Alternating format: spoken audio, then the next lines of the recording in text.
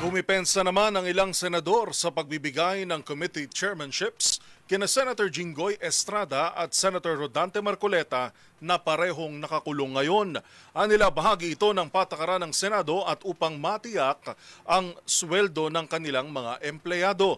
Ang buong detalye tinutukan ni Raymond Dadpaas. Bahagi na ng patakaran sa Senado na lahat ng senador ay nabibigyan ng committee chairmanship anuman ang kanilang katayuan sa ngayon. Itong binigyang din ni Senador Vicente Tito Soto III matapos mabigyan ng committee chairmanship sina Senador Jinggoy Estrada at Senador Rodante Marcoleta at sila nakakulong sa kasong plunder.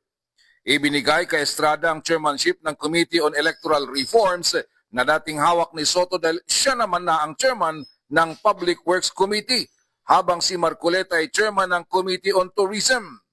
Paliwanag ni Soto, kailangan ng committee ng mga senador dahil doon manggagaling ang sweldo ng kanilang mga empleyado.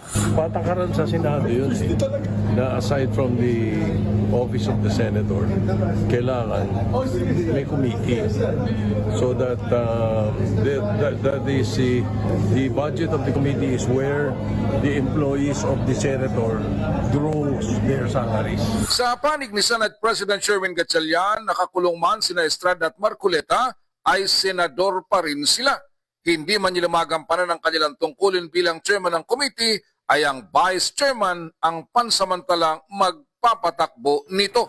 But senator pa rin siya, no? And somebody should a member siya ng minority. So lahat ng member ng minority mabibigyan ng committee. But may vice chairman naman who runs the committee. So in that sense, para tumakbo yung committee, yung vice chair ang magpapatakbo ng committee. Hindi rin maaksyonan ngayon ang kahilingan na sila'y makapag-participate sa impeachment proceedings laban kay Vice President Sara Duterte dahil wala ito sa kasalukuyang rules on impeachment. Una nito hiniling ng minorya sa Senado na payagan sina Estrada at Marcoleta na makiisa sa impeachment proceedings kahit via Zoom dahil hindi pa man sila nahahatulan.